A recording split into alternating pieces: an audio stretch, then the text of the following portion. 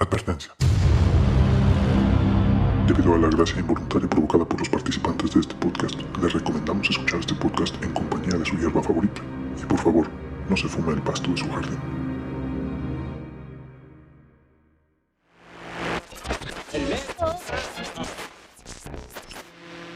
Hemos sido tolerantes hasta excesos criticados. Pero todo tiene un límite.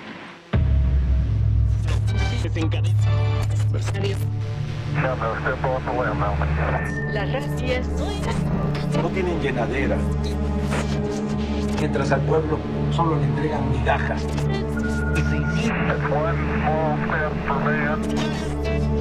Frijol con gorgojo.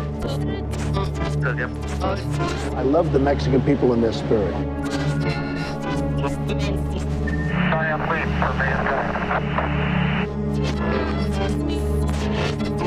But the country of Mexico is killing us, killing us, killing us, killing us, killing us.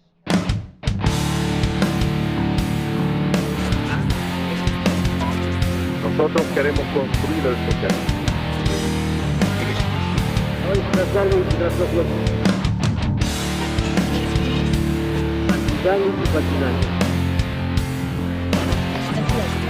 Who's gonna pay for the wall? Mándalos por un tubo, no tengas miedo. Build that wall. No tengas miedo.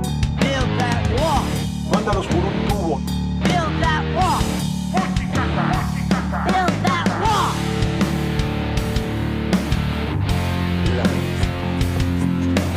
En este mismo lugar huele a azufre todavía.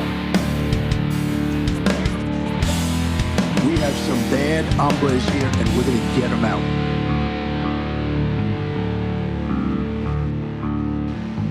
Huele a azufre. Pero Dios está con nosotros.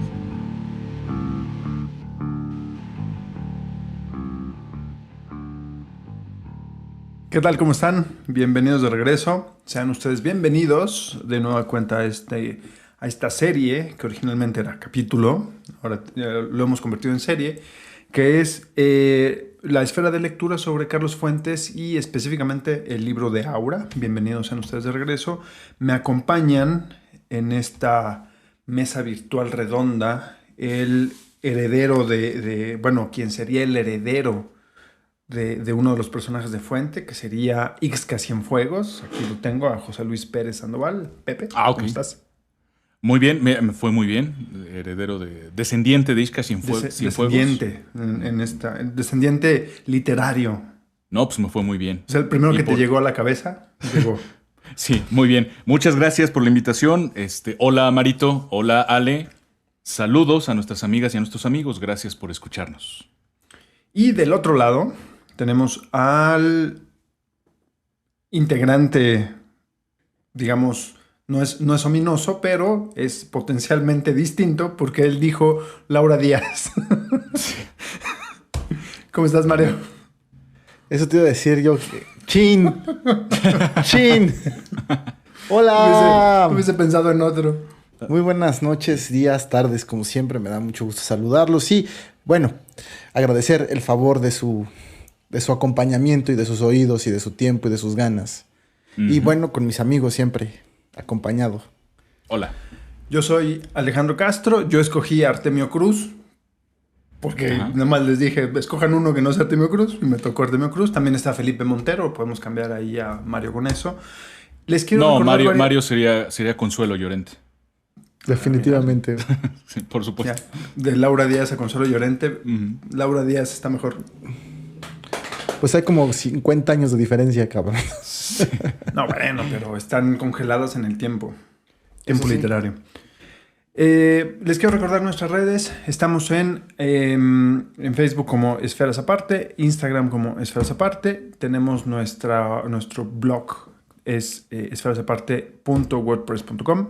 Ahí pueden encontrar nuestras participaciones, notas, fuentes, artículos, reseñas que hacemos sobre lo que estamos trabajando aquí, lo que hablamos, lo que decimos.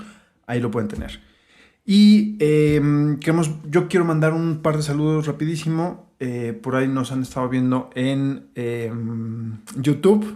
ahora que ya tenemos el canal, que es Esferas Aparte. Y Felipe ha estado chateando con nosotros pensando que... Felipe Pietrarroya, chateando con nosotros pensando que estábamos en vivo. No. Bien, gracias, Felipe, te lo agradecemos mucho. Acá Gracias, andamos. gracias. Es más, te puedo decir esto. Hace 10 minutos fue campeón en el Cruz Azul, entonces ya es oficial. Entonces imagínate en qué momento de desfase estamos. O sea, estamos a 20 minutos de desfase. Ok. Si no tenemos más, comenzamos. Adelante. Go ahead. Adelante. Vámonos. Por favor, permita el libre cierre de puertas. ¿Qué tal? Bueno, pues continuamos con este tema de Aura y de Carlos Fuentes. Hago un recuento, vamos a hacer un recuento rapidísimo del episodio anterior, que hablamos acerca de la obra y acerca del autor. Mario llevaba un bloque, Pepe llevaba un bloque, que hablábamos precisamente sobre este tema de qué trataba, a grandes rasgos. No quisimos spoilerear mucho sobre el final, que es la parte fundamental de la obra, y un poco sobre la vida de Carlos Fuentes y el contexto en el que estaba dándose para la obra, ¿no? Hasta ahí vamos, digamos, de la mano. Lo que vamos a platicar el día de hoy en esta primera parte es qué repercusiones tiene Aura en los diferentes planos, tanto en lo político como en lo cultural, en lo literario, en lo internacional incluso, porque hay una serie de consecuencias que va desencadenando o que ya se vienen desencadenando en este contexto que hablábamos. La primera publicación de Fuentes es en el 58, pero lo hablamos un poquito así de refilón en la primera parte, y luego vamos a hablar rapidísimamente sobre los aspectos importantes, esenciales, o no tan obvios de la obra, ¿correcto? Entonces, comencemos contigo, Mario. A ver, quiero preguntarte esto, antes de seguir, para darle un poco de orden, en la parte del primer aspecto, que es cuáles son los aspectos o cuáles son la importancia y las repercusiones en los diferentes contextos de político, cultural, o no sé cuál es el que más te gusta. Yo te conozco y yo sé que vas a tomar el político. Sí, a ver. Primero, como lo comentaste al principio de que formulaste el planteamiento, Aura sale al mismo tiempo, prácticamente al mismo tiempo que la muerte de Artemio Cruz. Que son, entonces son dos obras al mismo tiempo que al final se convierten en obras que son referencia. Obras que son referencia. Porque además son muy distintas, ¿no? Son muy distintas y hechas de diferente manera, finalmente, ¿no? Entonces ahí tenemos un punto. ¿Cuándo sale? Pues en 1962, en donde hay un boom. Está gestándose un boom intelectual, un boom artístico, un boom social en el mundo, no solo en México. Y ya habíamos establecido el papel de don Carlos Fuentes en el mundo, ¿no? Su contexto. Entonces, pues es que además prácticamente en este momento también Carlos Fuentes se comienza a dedicar única y exclusivamente a sus obras, ¿no? Por ahí sí tiene algunos cargos sobre todo de representación, ¿no? Cargos diplomáticos, ¿no? Pero ya se está dedicando básicamente a escribir y a promocionar su imagen y sus libros, ¿no? Entonces, en ese sentido, pues Ahora es importante, me parece, porque plantea escenarios que no son tan comunes, menos en la literatura latinoamericana, sobre todo en la literatura latinoamericana, que no son tan comunes, ¿no? Es esta representación o este coqueteo con el mundo, con el exterior, con lo internacional, no nada más con lo nacional. Que a ver, pero déjame regresarte un segundo. Okay. A ver, entonces, ¿cuál sería la repercusión de Aura, por ejemplo, en lo político? Que obviamente, quitándole este plano que tuvo en 2002 con el secretario del Trabajo, en 2002, con el secretario del Trabajo y lo que pasó. Y Artemio Cruz también, una novela netamente política. Sí. Uh-huh. Bueno, el tema es, tú lo mencionaste en el primer programa, esta similitud que había con el general, ¿cómo se llama? El que va a escribir sus obras en Aura. ¿Felipe? Bueno, está Felipe Montero y está... Felipe es quien las va a redactar. Es nuestro héroe, ¿no? El general, ¿no? El general, hablo del general. El general Llorente, no Llorente, no el general. El general Llorente, sí. Es que no el general de tú lo rico y apretadito. Tú lo mencionabas que es un guiño, podríamos pensar que es Porfirio Díaz, ¿no? O sea, es Sí. Vivió en Oaxaca, no dice que nació en Oaxaca, dice que vivió en Oaxaca, dice que estuvo exiliado, que tuvo una cercanía con la corte de Napoleón, ¿no? Incluso vino acompañando a Maximiliano, ¿no? Sale derrotado y se va, está exiliado y así, ¿no? Estas cosas. Pero bueno, este choque, esta denuncia, ¿no? Entre de estas, ¿cómo decirlo? Contradicciones que hay en la vida nacional y que están plasmadas en la obra, ¿no? Seguimos encontrando estos referentes. Ya no es un referente de la revolución, ya no, a pesar de que del parecido que pudiera tener este personaje con un causante de la revolución, ¿no? Pero ya no tenemos, es un parecido con una guerra todavía más atrás, ¿no? Con esta guerra contra el imperio, ¿no? Entonces, si tú lo comparas con el momento en el que sale, que es justo cuando saca Artemio Cruz, que Artemio Cruz es una novela que habla sobre un personaje que es un hijo de la revolución, ¿no? Una denuncia de en qué se convirtió la revolución en qué se convirtieron la revolución y sus personajes, ¿no? Entonces es como un respiro, es como un respiro, ¿no? No nada más voy a denunciar esto, voy a hablar también de otras cosas. Y bueno, pues ahora se convierte en una gran obra, ¿no? En un cuentito corto y en una gran obra que además le sirve al sistema para presumir. Ahí están mis intelectuales trabajando, ¿no? Y es resultado de la revolución y de lo que la revolución trajo, ¿no? Sí, se cuelga una medalla, el sistema se cuelga una medalla que no le corresponde, como con todos los... pues no sé si no le corresponde, o sea, sí no le corresponde, pero sí, finalmente son, y lo hablamos el programa pasado, ¿no? Es qué tanto en realidad están alejados del sistema cuando además crecen al amparo del sistema, ¿no? Uh-huh. O sea, ese es un tema, ¿no? Ese es un tema. Además, recordemos que en los años...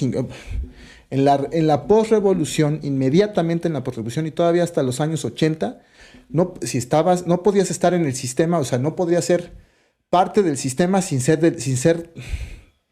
del sistema, de lo que lo creabas. La única opción que tenías era ser priista, güey. O sea, ajá. Y posrevolucionario, y cachorro de la revolución. Que el priismo tenía, o sea, dentro de la corporación que era el priismo, tenía cooptado pues todo. Tenías corrientes, tenías grupos políticos dentro del partido. O sea, pero todo estaba no había para dónde hacerte, güey. O sea, ese es el tema, ¿no? Era ahí, era la única ruta, pues sí. Pero incluso, por ejemplo, yo me acuerdo, Jaime Torres Bodet, un secretario de Gobernación, de Educación, él postulaba que el cambio estaba dentro del sistema, diciendo, bueno, para los que somos los pensadores de izquierda, nuestro mejor chance, nuestra mejor oportunidad para cambiar el sistema está dentro del sistema. O sea, esa es otra discusión. Esa es otra discusión porque finalmente es una posición muy cómoda, porque además en realidad no se cambió nada. ¿Me explico? Sin embargo, no se cambia nada porque además te tienes que adaptar al sistema, porque si no el mismo sistema te desaparecía. Es decir, o sea, es comprensible, no estoy tratando de descalificar a nadie, ¿no? Es comprensible. El sistema es tan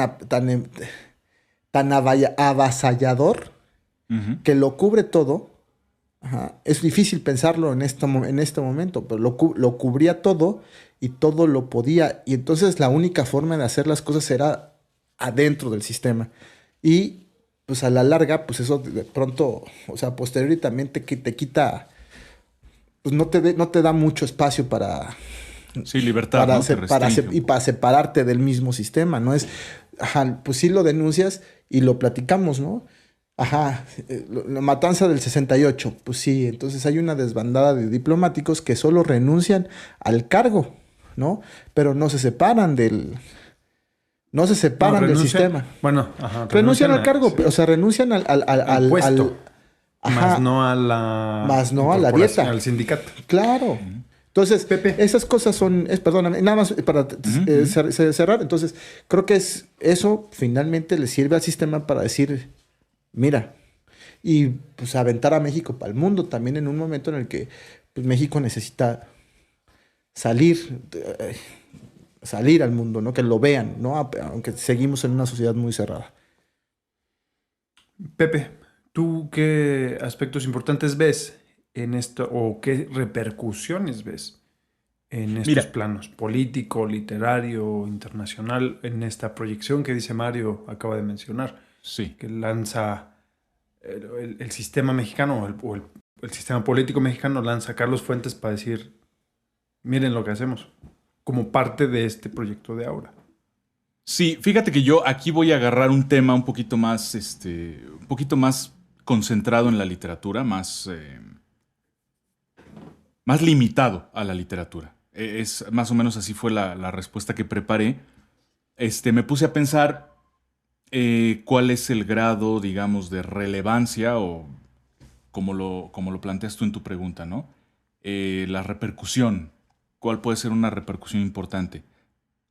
Y yo preparé la respuesta en el sentido más bien literario, de la tradición literaria mexicana. Pero sí quiero hacer una aclaración. Digo, no estoy muy, muy seguro de que mi respuesta vaya a ser buena. Igual y puedo estar equivocándome. Tiene que ver con el hecho de que no soy literato, ni soy crítico literario especializado en esas cuestiones. Pero lo que alcancé a leer, además, tiene que ver con esa lectura gótica que a mí me gustó bastante. Y tiene que ver justo con el hecho de que lo que alcancé a leer, lo que alcancé a entender y lo que alcancé a ver del contexto artístico, del contexto específicamente literario de Aura, de la publicación de Aura, tiene que ver con el hecho de que probablemente Carlos Fuentes le haya dado cierta estabilidad al desarrollo del género literario en México. Yo creo que esa sería una repercusión que a mí se me antojaría revisar para ver si realmente fue así. Espero no estar exagerando la información. ¿A qué me refiero con esto?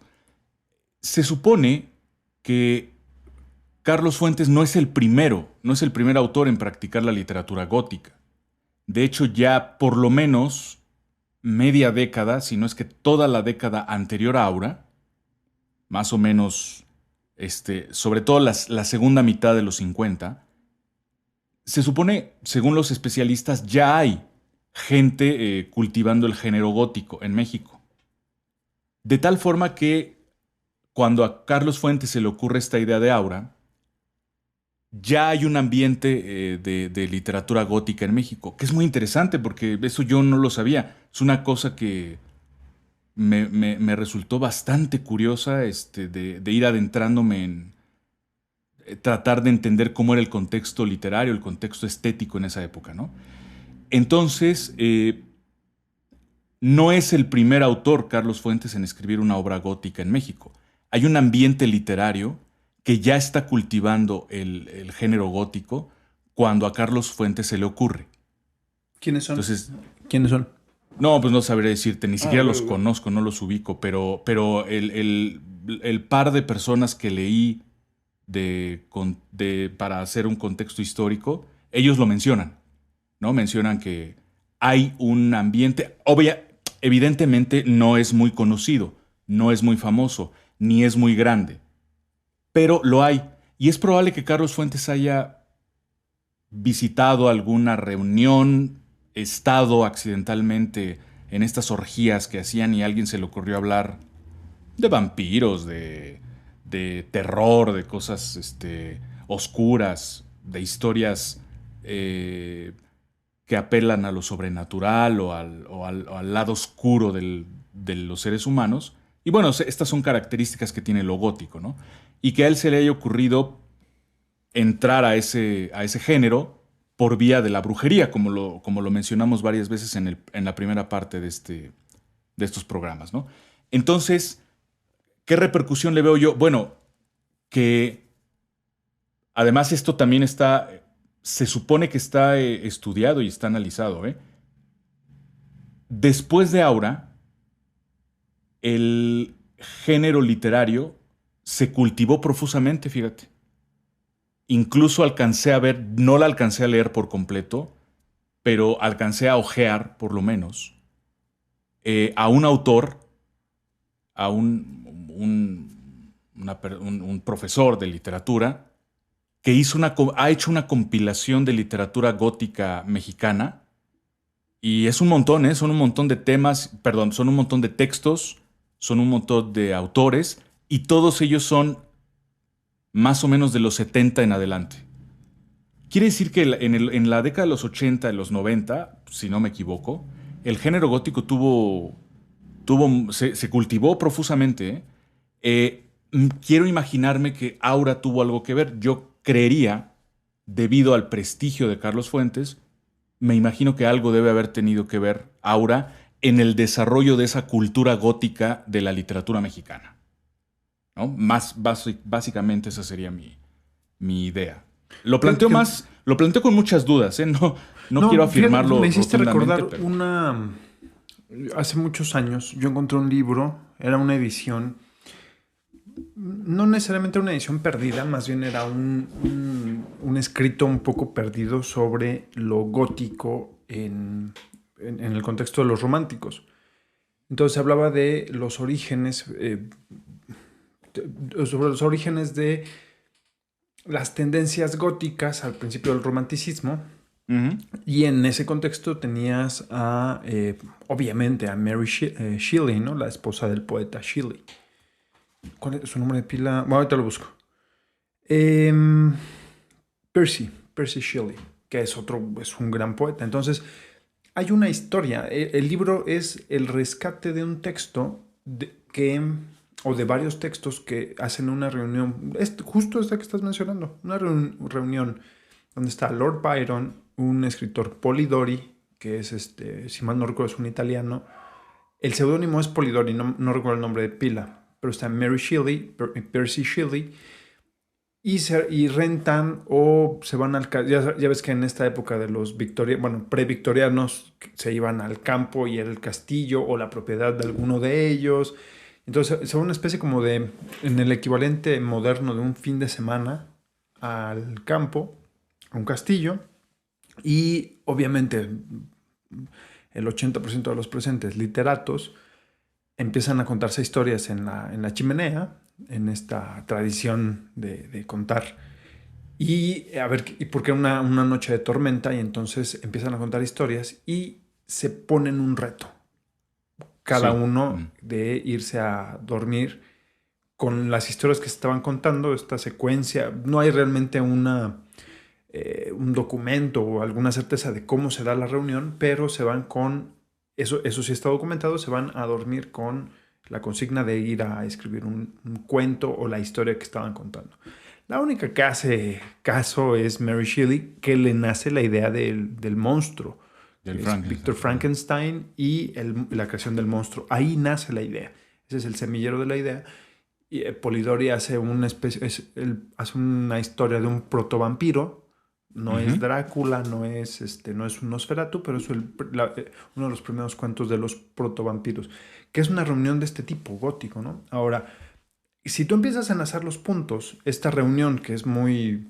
Bueno, no es tan famosa, pero tiene su sex appeal, digamos, que seguramente terminó esto en una fiesta pagana, orgía, algo medio extraño.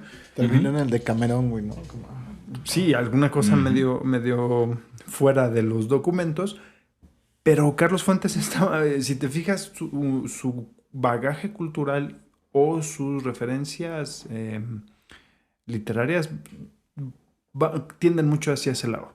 Es como, o sea, incluso que esta reunión no fuera desconocida, ¿no? Y del otro lado, buscar ese tipo de reunión. ¿Cuántos lugares no hay en México para hacer este tipo de no, y además, a ver, espera, en los 60s.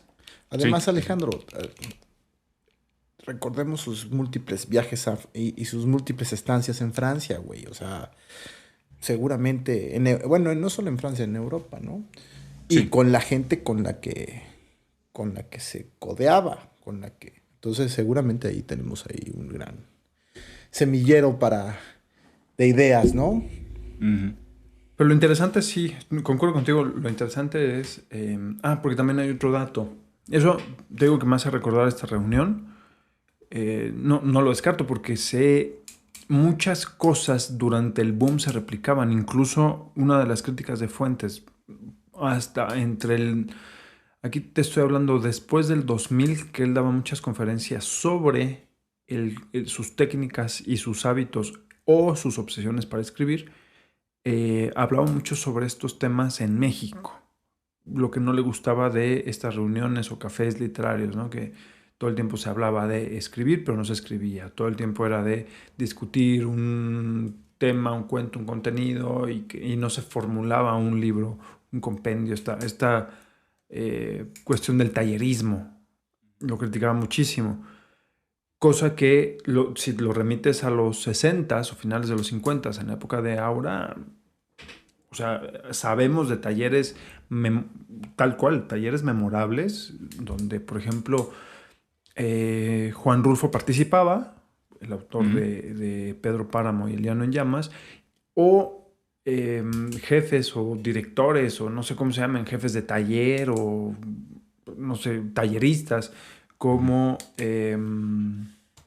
Arreola, ¿no? Arreola, Juan José Arreola. Entonces, tienes ese tipo de talleres en esa época y de los cuales Carlos Fuentes no estaba alejado. No, bueno, hablamos el programa pasado de su paso por la universidad y el tema de la revista que fundó, ¿no?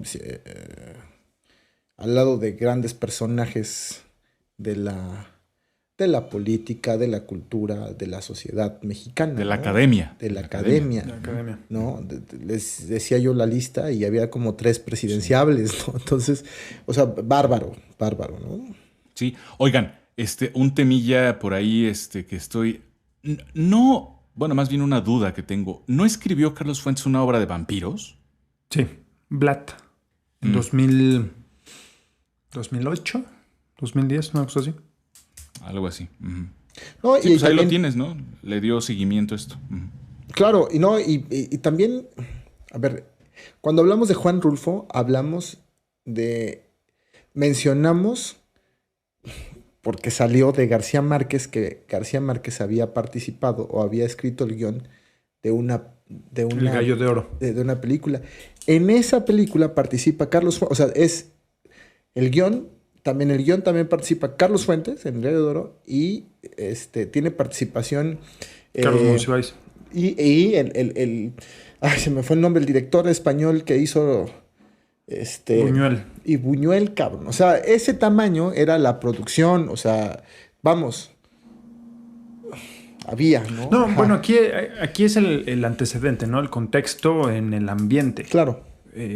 Yo no dudo que se haya rescatado. Pero bueno, a ver, desde mi perspectiva, las repercusiones o los aspectos posteriores a Aura, a mí me parece que Aura queda enterrada mucho tiempo. No tanto en cuestión de apreciación, sino cuestión de ventas, por ejemplo.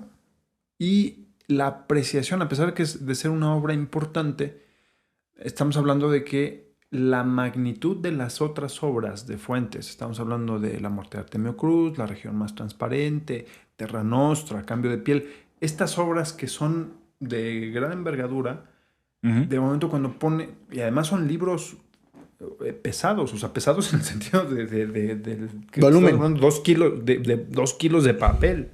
Estás hablando de obras gigantes. Y de momento te encuentras un libro. Bueno, este Que es les López Velarde, pero en una hora, güey, o sea... pero ajá. Aura parece hasta panfleto del 68, ¿no? Oye, además enseñaste La suave patria, no seas mamón. La suave patria. Para que veas qué patriota soy. Ajá. O tengo aquí a Nájera mejor. Entonces, cuando tú comparas o tienes ese contexto, tienes de momento estas obras y tienes a Aura, que parece un panfleto de revista, pues se pierde. Se pierde y desde mi punto de vista, una de las cosas que lo rescata de este, no anonimato o este olvido, pero de momento le da este nuevo auge, es este problema con Carlos Abascal. En 2002, bueno, que fue secretario del Trabajo y después secretario de Gobernación. Y en 2002 tiene este problema. Entonces ahí se rescata la obra. Y es cuando se rescata en cuestión de ventas. Cuando de momento, incluso nuestra generación lo empieza a tomar en cuenta como, mira, ahora ya la había leído, pero ahora, mira, aquí hay una nueva edición. No, porque además te llama la elementos. atención, o sea, es un momento interesante del mundo. Porque yo te iba a decir, no sé si está perdido, porque, por ejemplo, para mí fue tarea, o sea, libro de tarea en estas materias de literatura mexicana, bueno, yo ahí, en la preparatoria, güey, o sea, en la bueno, pero nacional yo ahí me preparatoria. regreso a Paco Ignacio Taibo II, ¿no? O sea, toda esta lectura por obligatoriedad. No, sí, hace pero perder noción de un montón de cosas. Para mucha gente es un acercamiento importantísimo a la lectura, güey. Ajá. Entonces, Sí. ¿Pero qué, la clase o Aura? no, la clase que te dan estas y estas lecturas, ¿no? Entonces, pero a ver, espérame. Sí, y además, y estoy de acuerdo contigo en el redescubrimiento, porque hay que contextualizar. Es justo el cambio de régimen, es decir, salimos de el cambio no de régimen, el cambio de partido, de diferente partido en la presidencia. Eso y sí. el control, que significa necesariamente la llegada de un nuevo grupo, con una ideología completamente diferente. Bueno, sí, diferente. Sí, claro. Completamente Hay diferente. una visión distinta, claro. Con una teoría, con una visión totalmente diferente de país, de moral, de costumbres y de visión.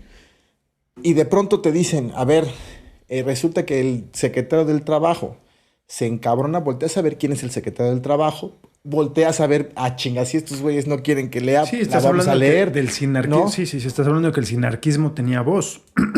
Claro. El sinarquismo que había quedado enterrado durante 70 años. Escondido, pero enterrado, y no, es que ese es otro tema, ¿no? Escondido. Oculto, ¿no? En el sistema, güey, porque nunca se el sistema. No, lo estaba ocultó. enquistado, o sea, sí, estaba Claro, enquistado, pero no claro. era una discusión pública. Claro. Entonces, y bueno. O sea, si consideras que el catolicismo, o sea, la relación con el Vaticano se retoma hasta el 91, 93, no recuerdo.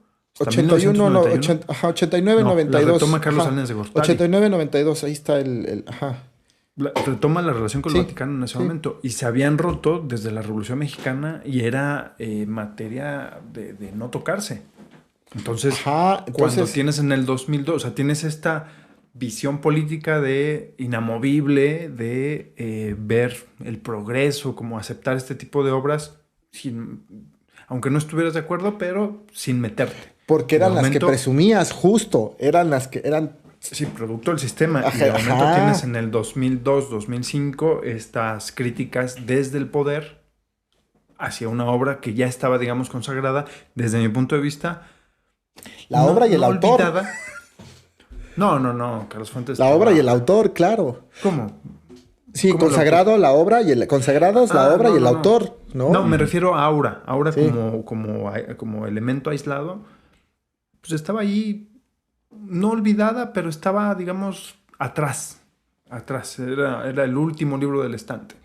Ujú. Como, desde mi punto de vista, Los Días Enmascarados no la debió haber publicado. Desde mi punto de vista. Pero Ok. bueno. No, y espérame, nada más para redondear, justo, a ver, yo les decía cuando iniciamos el programa, se está gestando, no solo en el mundo, pero en México se está gestando un movimiento cultural, social importante, que viene que termina de reventar, porque ya no cabe en este sistema en el 68, ¿no? Y entonces vienen otros cambios que tienen que ver, ahí yo, por ejemplo, le diría a Pepe, pues no es tan descabellado lo que dices, en tanto que después del 68 y durante los 70 vivimos una época en la que hay muchos cambios, ¿no? Incluso la misma... políticamente el mismo sistema pues está pandeándose, ¿no? Sí. Ajá. Entonces es muy interesante porque tiene que ver. Está todo conectado. Pegado. ¿No? Todo está conectado. Pepe, a ver. Sí. De lo que tú revisaste, ¿qué aspectos importantes o qué aspectos relevantes, esenciales, no son tan obvios en la obra? Específicamente en Aura, o no sé si en todo Fuentes, pero que tú digas, ¿sabes qué? Esto no está tan visible, no es tan público y hay que tomarlo en cuenta, porque es importante. Pues mira, sí. Pues aquí un poquito la respuesta va a estar ahí medio forzada, pero bueno. Uh-huh. Yo creo que hay un aspecto de Aura que me llama mucho la atención. Tengo entendido que a los especialistas también, pero tal vez a la gente que no necesariamente es especialista en literatura, quizá le pase de largo, y a mí me parece un rasgo muy interesante, que es el estilo de escritura, el estilo narrativo de Carlos Fuentes. Específicamente su narración en segunda persona, ¿no? Es algo, yo desde que la leí por primera vez, había algo, no supe entenderlo en ese momento. Hoy que la volví a leer, bueno, para la preparación de este programa que la volví a leer, ya supe que justamente era eso. Era la cuestión de la narración en segunda persona, ¿no?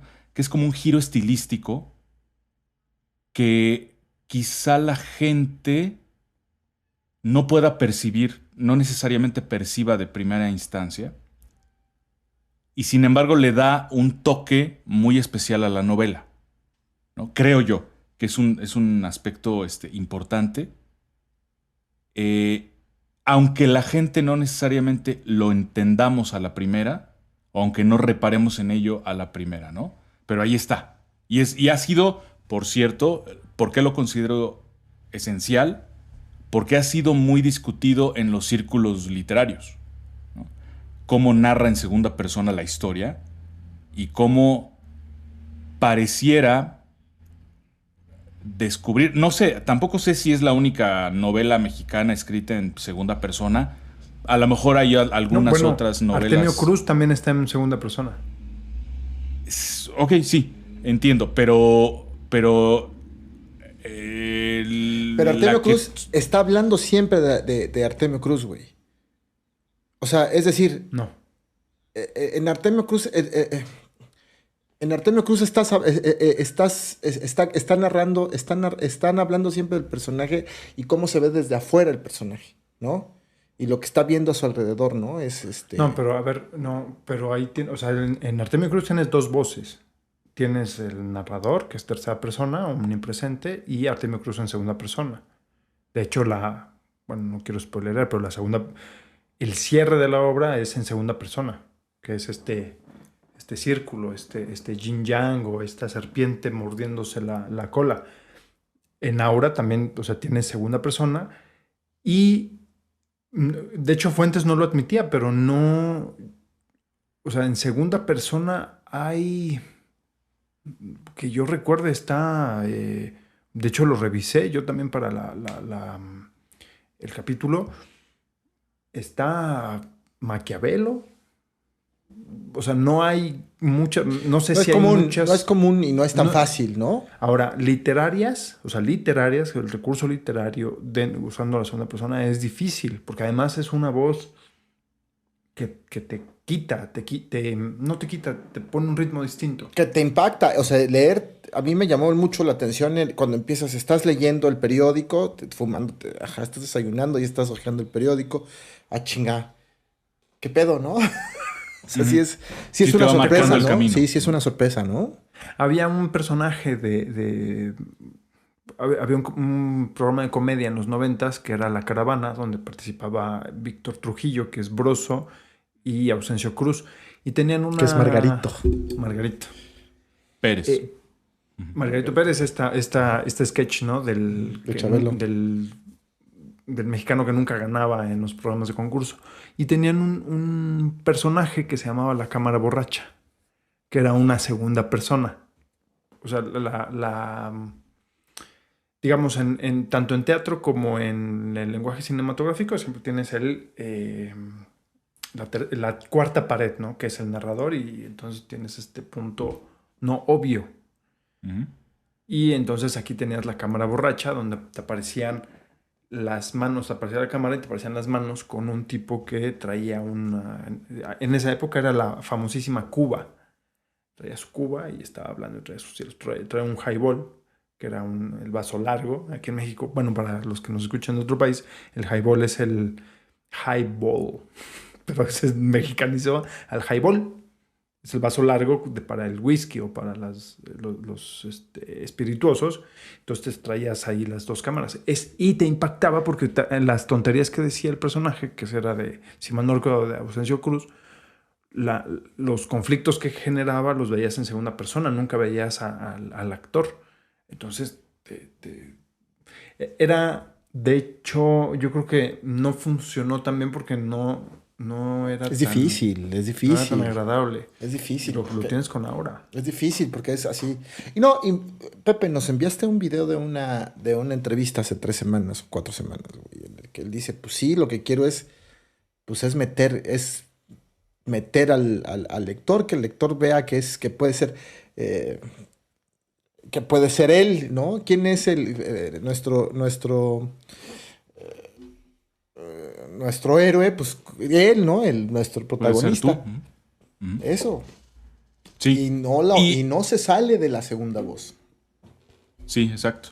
No, y bueno, un poco regresando a lo que planteaba Alejandro de que Artemio Cruz también está en segunda persona. Sí, pero ¿tú crees que Artemio sea igual de popular que Aura? Una de las cosas que creo que me llama la atención, me parece muy bien, es que Aura sea tan popular. Aura. Uh-huh.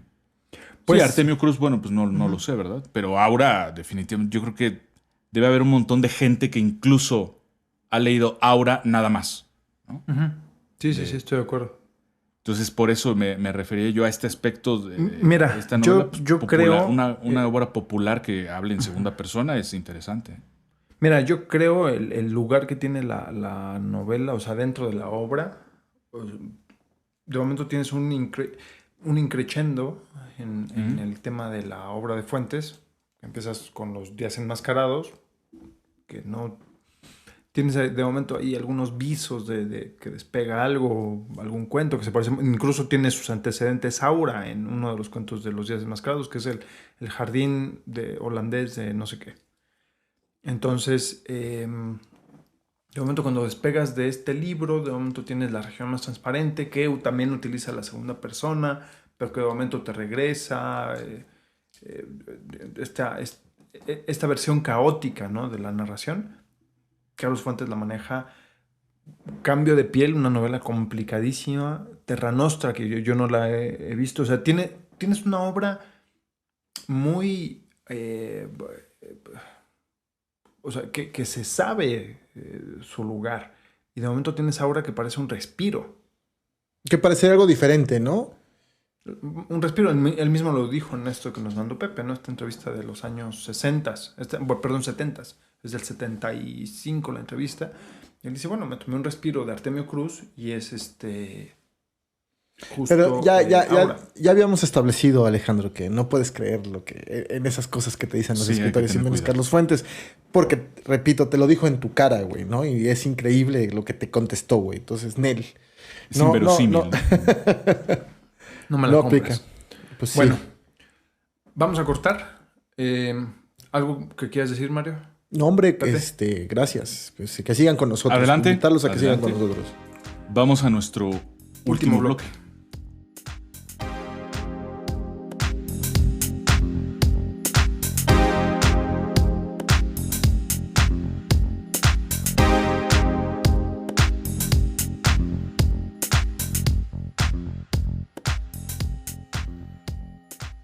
¿Qué tal, amigos?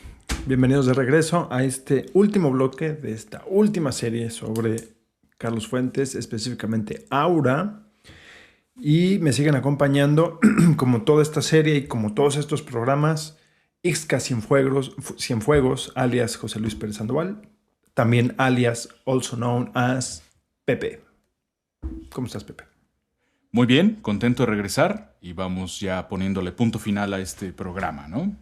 Y del otro lado tengo a este mafioso peligroso, acá, also known as Laura Díaz o Alex Red. ¿Cómo estás? Hola, aquí encantado de estar de regreso en este último bloque, amigos, amigas. Y yo les doy la bienvenida nuevamente. Yo soy Artemio Cruz, also known as Alejandro Castro. Y les recuerdo nuestras redes, Esferas Aparte, en Instagram, en Facebook y en nuestro canal de YouTube. Y tenemos correo que es esferasaparte@gmail.com y nuestra página que es esferasaparte.wordpress.com. Cualquier cosa, Ixca Cienfuegos es culpable. Vamos a esta última sección. La principal pregunta como conclusión: ¿cómo abordar dos cosas? Digamos, dos preguntas en una, así rápido, como combo. Sí. ¿Cómo abordar a Carlos Fuentes o cómo abordar Aura? ¿Qué recomendaciones tenemos? Pepe. Pues mira, pensando en tu pregunta, en el guión que nos mandaste antes de hacer el programa, yo creo que lo que a mí se me ocurre responder es que hay que abordar a Fuentes como un autor de una gran cultura, un hombre culto, un intelectual mexicano importante, y con un estilo literario, a mi parecer, difícil. Yo creo que la literatura de Fuentes es un poquito dura, son temas complejos, son sus formas narrativas. Continuando un poco con lo que decíamos en el bloque anterior, cómo buscaba él permanentemente estar contando de distintas maneras, cómo estar utilizando distintos recursos, de pronto enredando un poquito la historia, yéndose por caminos no necesariamente convencionales.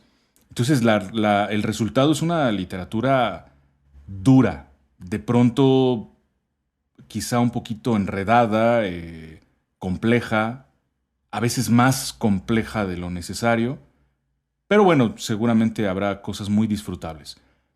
En ese sentido, híjole, va a ser un poco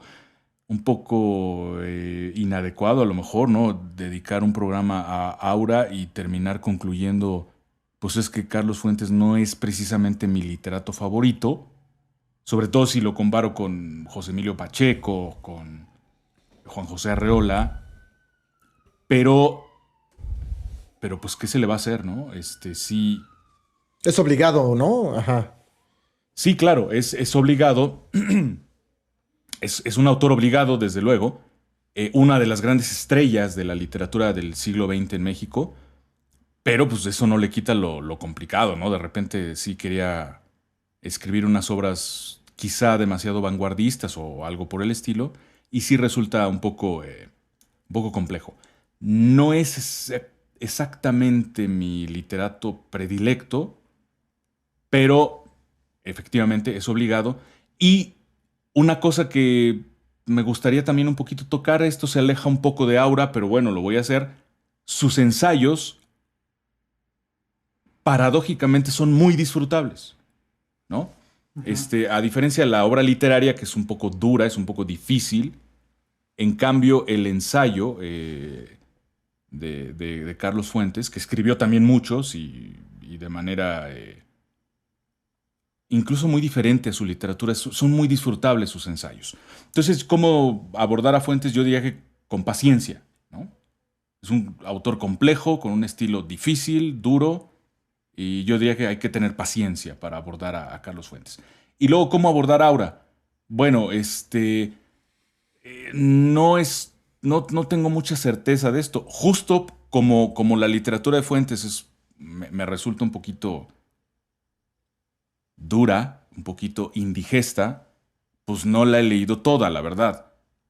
Pero yo creo que Aura, ¿cómo abordar Aura? Bueno, Aura creo que es una de sus obras más asequibles, ¿no? Aura sí es muy disfrutable. No sé si porque sea breve, no sé si porque lo hizo él muy relajado, porque lo que quería era un divertimento, como ustedes lo han dicho, un respiro. Bueno, él mismo lo dijo, ¿no? En aquella entrevista. Escribí ahora como para tomarme unas pequeñas vacaciones de todo lo demás. Se ve que hasta él mismo se le complicaba de pronto un poco la tarea de escribir, ¿no? Pero Aura, en cambio, quizá por esa misma razón, porque lo hace un poco más alivianado, Aura es muy asequible. Yo diría que en cierto sentido Aura es como una especie de isla en la obra de Carlos Fuentes, ¿no? Y yo creo que... A ver, no quiero decir que sin Aura nadie conocería a Fuentes, no. Fuentes es Fuentes con o sin Aura. Pero sí es una buena llave de entrada a la literatura de Carlos Fuentes, tal vez. Aura, ¿no? Abordarlo como una excepción, tal vez. Correcto. ¿Tú, Mario? Fíjate que yo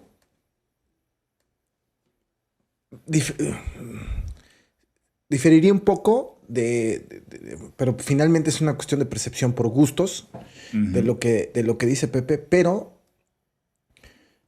más bien les diría, hay que comprender y contextualizar casi como todo. Es decir, las primeras obras de Carlos Fuentes retratan una sociedad en particular que es la que está viviendo en ese momento. Pero todas sus obras son así, es decir, solo que el lenguaje es menos complicado, la cadencia es menos complicada, menos cansada, ¿no? Menos intrincada. Por ejemplo, si quieren leer a Carlos Fuentes, yo les recomendaría, si se van a iniciar en este tema de la lectura y quieren empezar con Carlos Fuentes, yo les recomendaría léanse La silla del águila, que además es, o sea, el final te cae, no mames, ¿no? O léanse Los años con Laura Díaz, que son ya de las obras que son hechas en estos últimos años de su vida, en esos 10, 15 años de su vida. Y igual retratan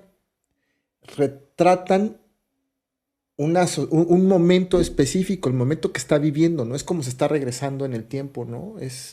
Retrata un momento específico de la vida y de la sociedad en México, ¿no? La silla del águila, a lo mejor lo complicado sería, por ejemplo, que es pues, entender el contexto, que es los halcones se hicieron del poder cuando llegó George Bush Jr. a la presidencia de Estados Unidos, ¿no? Y fueron los que gobernaron y los que hicieron todo el desmadre que armaron los primeros 10 años del inicio del siglo, ¿no? Del inicio del siglo. Entonces, empiecen con La silla del águila. Ahora, si son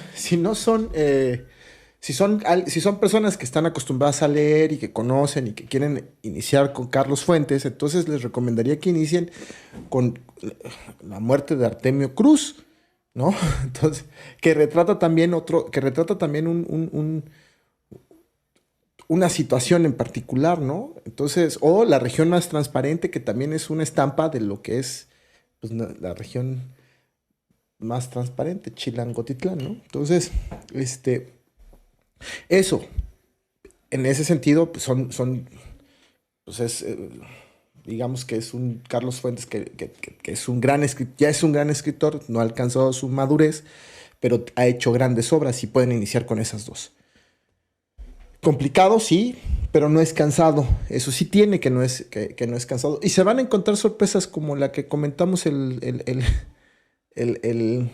programa pasado, ¿no? Este tema de esos guiños que se hacen con esos cameos, dijo Alejandro, ¿no? Que hace con Carlos Fuentes, ¿no? Lo que les decía de la mamá grande, que ese es un... Con Gabriel, ¿no? Con Gabriel García. Lean, ¿no? Y bueno, finalmente, ahora es un cuento muy sencillo, muy rápido. ¿Por qué es cuento? Es un cuento, es un cuentito, pues. O sea, es un relato corto, ¿no? Es una historia corta, un cuentito corto de algo que que difícilmente creerías que sucede. Y es muy entretenido, a pesar de todas estas características que hemos señalado. Es muy entretenido y es muy fácil. Coincido con Pepe, es muy fácil de digerir. Entonces, pues también pueden leer eso. Y ojo, retrata la ambientación, retrata el contexto incluso en el que está viviendo en ese momento, ¿no? Es la Ciudad de México en los años 60, y de ahí para atrás, ¿no? Digo, claro, ¿no? Lo que pasa es que en La silla del águila sí futurea, ¿no? Ya en los 2000, ¿no? Ya se atreve a futurear, ¿no? Afortunadamente lo que según él podría haber pasado no pasó, pero futurea, y eso es un ejercicio interesante. Pero eso es retratar, es ver.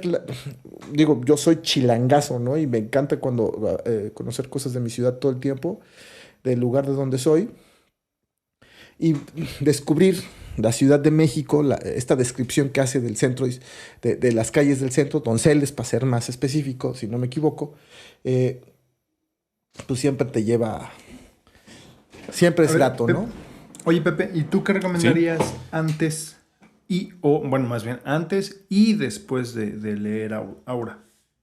Siendo Carlos, o sea, por un lado, ¿qué recomendarías de Fuentes antes de leer Aura? ¿O no recomendarías nada? ¿U otro libro? Y después de Aura, ¿qué recomendarías de Fuentes u otro libro? Híjole, pues yo no... Digo, si la gente tiene interés en leer la literatura de Carlos Fuentes, pues adelante, ¿no? Obvio. Yo, la neta, yo de Carlos Fuentes recomendaría la ensayística. O sea, tú mandarías, por ejemplo, si alguien te dice, a ver, voy a leer Aura, ¿le recomendarías leer algo de Fuentes antes de leer Aura? No. Ok. No, ¿Qué le recomendarías leer como para ir preparando el terreno? ¿Qué recomendaría yo leer? Antes de Aura. ¿De lo que sea o de Carlos Fuentes? De lo que sea. Ah, bueno, ahí sí. Quizá esta persona yo le diría, mira, quizá tienen razón los críticos cuando dicen que Aura pertenece a la tradición gótica. Entonces tal vez te interesen otras cosas del gótico. Incluso como parte de cultura general, como una especie de prueba de cultura general que uno tiene que pasar. A lo mejor la literatura gótica de las primeras novelas, ¿no? El Castillo de Otranto, Frankenstein, Drácula, Edgar Allan Poe. Dicen que también hay gente que ubica en ese lugar el retrato de Dorian Gray, creo. Dr. Jekyll y Mr. Hyde. Es decir,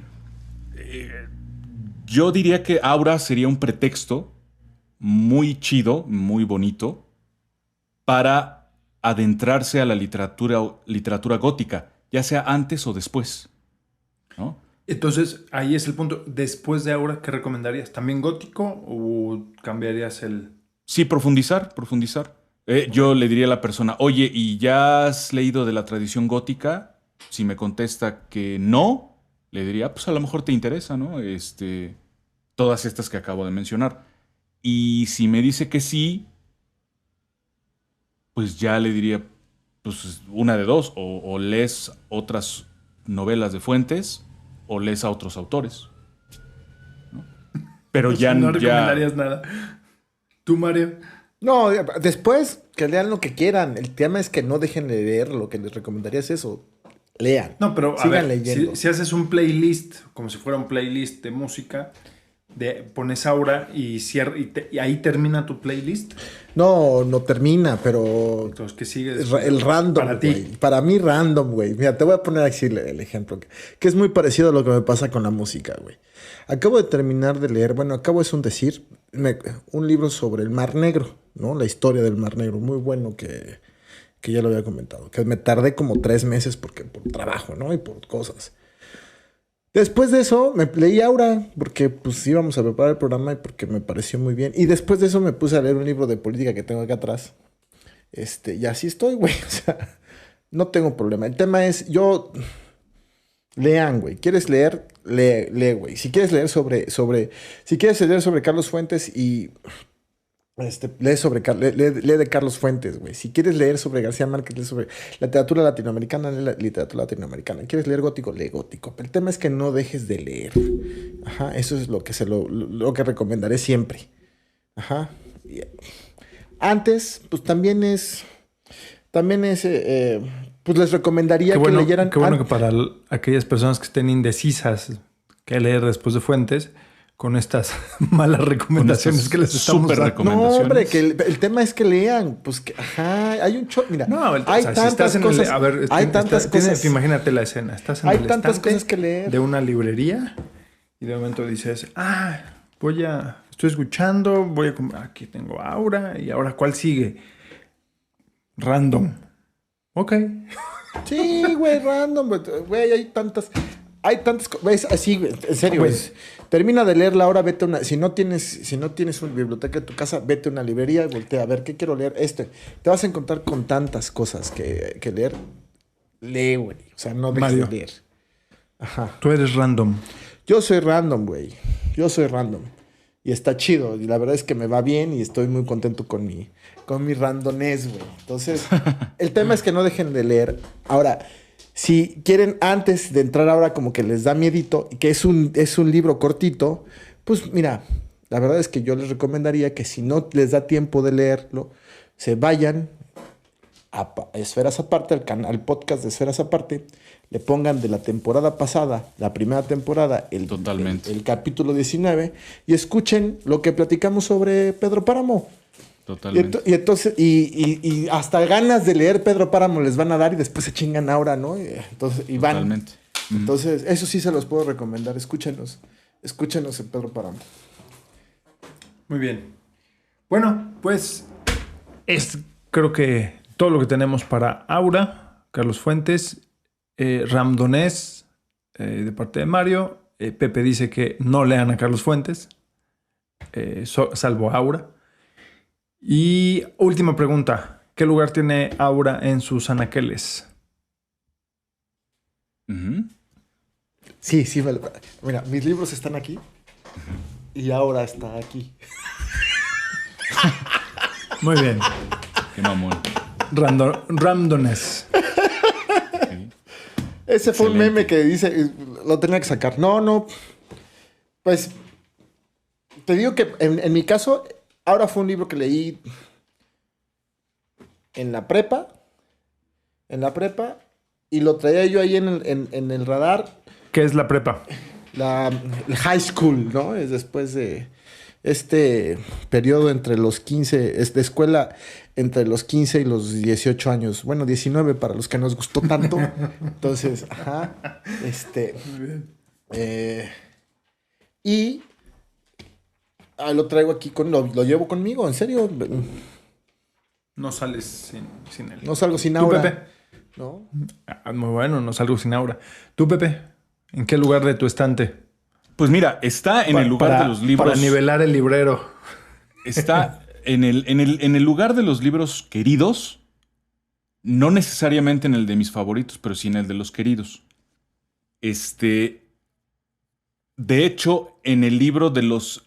En el nivel o en el lugar de los libros queridos, más bien yo tendría 2 libros que me gustan, que yo incluso los llegué a leer varias veces, de ensayos. El Tiempo Mexicano y El Nuevo Tiempo Mexicano.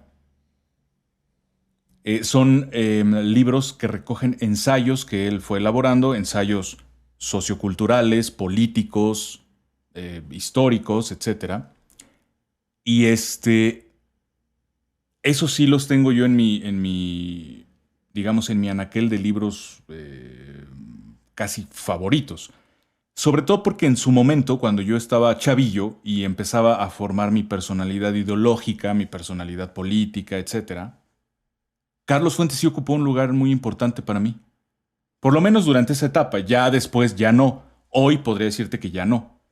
Pero en aquella época sí, sí, para mí era interesante leer a Carlos Fuentes y para mí era importante ver que un señor de ese tamaño se refiriera a cosas que a mí también me importaban, ¿no? Como la justicia, como hacer crítica a los partidos políticos que no hacen lo que les corresponde. En fin, un montón de cosas que hacen que esos libros hayan sido muy referenciales para mí. Ahora, pues sí lo quiero, pero los otros más bien sí son muy mis favoritos, ¿no? La parte ensayística que, repito, disfruté mucho más que la literatura, ¿no? De hecho, te cuento una anécdota rápidamente para ir cerrando mi intervención. Eso, cuando andábamos de groupies nosotros, que fuimos a ver tanto a Carlos como a Gabriel García Márquez como a José Saramago, que estuvieron en los festivales estos que hacían en la ciudad y que los fuimos a ver en sus conferencias en el Colegio Nacional, en el Centro Histórico, ahí en el edificio, en la sede del Colegio Nacional. En Donceles. By the way. Ajá. Por cierto. Ajá. Por cierto. Ajá. Sabíamos que iba a haber firma de autógrafos, ¿no? Entonces llevábamos libros de Carlos Fuentes.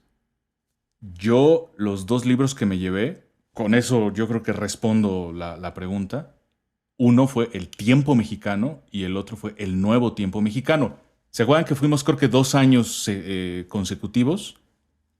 El primer libro que me llevé fue El Tiempo Mexicano y al año siguiente me llevé El Nuevo Tiempo Mexicano. Esos son los libros que tengo autografiados. Yo creo que con eso respondo por dónde va mi acercamiento a Carlos Fuentes, ¿no? Es por la ensayística y por, digamos, la referencia ideológica o política o sociocultural que para mí significaba en aquella época, ¿no?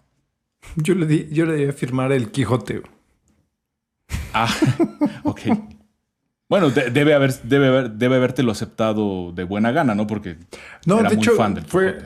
O sea, no, obviamente lo firmó y de hecho lo guardo y lo guardo especialmente por eso, porque yo sabía desde esa época que, o por lo menos él decía que leía El Quijote cada año, ¿no? Que lo revisaba. Ajá, y no sé qué. Entonces... ¿sabes quién también, a quién también le escuché esa declaración? También... ¿sobre él El Quijote? Decía, sí, leerlo todos los años, cada año. A Germán Dehesa. Okay. A Germán Dehesa. Ese prócer de la patria.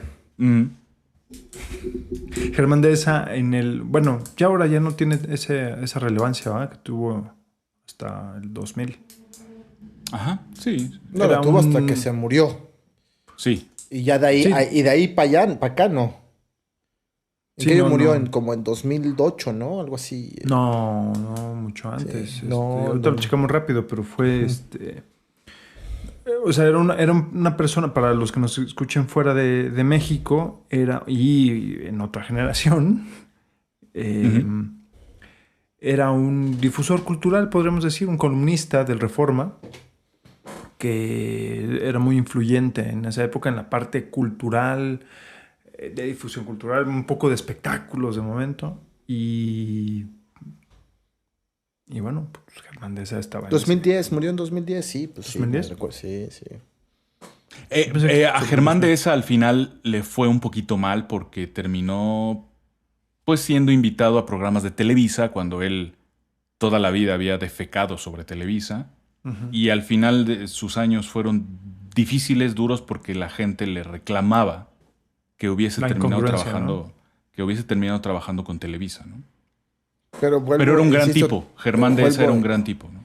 Pero lo mismo le pasó a Carlos Monsiváis, lo mismo le pasó a un chingo de gente, bueno, güey. O sea, pero Carlos Monsiváis tenía una relación amor-odio tanto con Televisa como con la televisión. Y con el PRI, güey, y con el gobierno, y con... Ajá. Alguien que le reclamaba, de hecho por ahí está no sé si poner el video, en YouTube hay un reclamo que hay de Paco Ignacio Taibo sobre Carlos Monsiváis en su homenaje, que le decía, oye, ¿cómo dices esto, haces esto y luego escribes esto otro, ¿no? Pero bueno, era parte de las contradicciones de Monsiváis.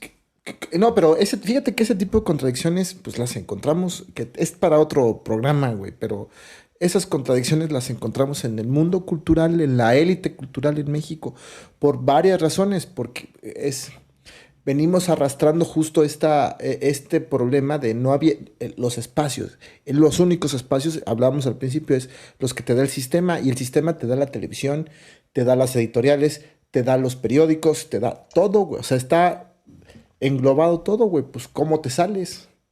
Y así te encuentras contradicciones tan fuertes como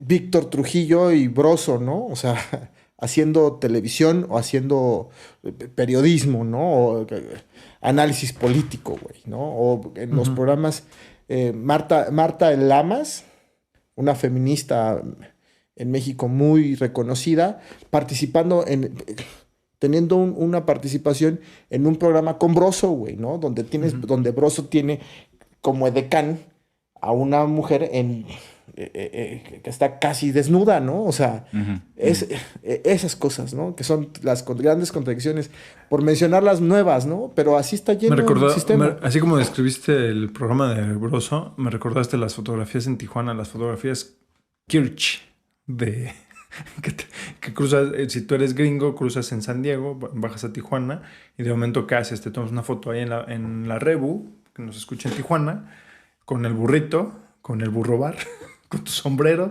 y tu tequila, porque pues ya estás del otro lado. Lo único que hiciste fue caminar 2 cuadras y ya estás en ese México enigmático del burro y el sombrero. Oye, aunque también un poquito lo que planteaba Mario sobre Marta Lamas y lo que se mencionaba de Carlos Monsiváis, también hay que decir, no los quiero justificar, no quiero aminorar si tienen algo allí raro, pero bueno.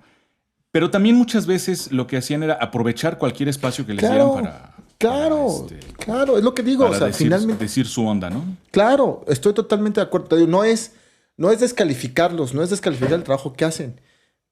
Hay que entender, hay que contextualizar la situación, ¿no? Y esas contradicciones, pero no dejan de ser contradicciones, Pepe. Finalmente. Sí, ¿no? un poquito. Sí. No dejan de ser contradicciones. Y también hay que recordar, muchachos, que en aquella época, todavía nos tocó a nosotros, pues salir en la tele era poco menos que lo máximo, ¿no? No se le podía decir que no a la tele tan fácilmente. Hoy ya los puedes mandar al... Era el cambio, era el problema que tenía la película. ¿Te acuerdas de esta película? Bueno, que era de Hearst, el magnate de los periódicos en el siglo XIX, que hace la película Orson Welles, que es Ciudadano Kane. Ciudadano Kane, que es cómo construye este imperio de los periódicos, y en la vida real, Hearst, que es Kane en la película, pero Hearst tenía este imperio de periódicos, monopolio en cierto punto, en donde los artistas, estando prácticamente en los años 40 del siglo XX, muchas celebridades obedecían las órdenes y los mandatos de Hearst. Ujú. Y cuando se empezaron a dar cuenta que el cine y la pantalla tenía más poder y más repercusión que el periódico, pasaron prácticamente 20 años. Entonces, el que de momento tuvieras, hablando de los años 40, una Greta Garbo, un Humphrey Bogart, celebridades que hacían más caso al periódico, pues eran de la generación anterior.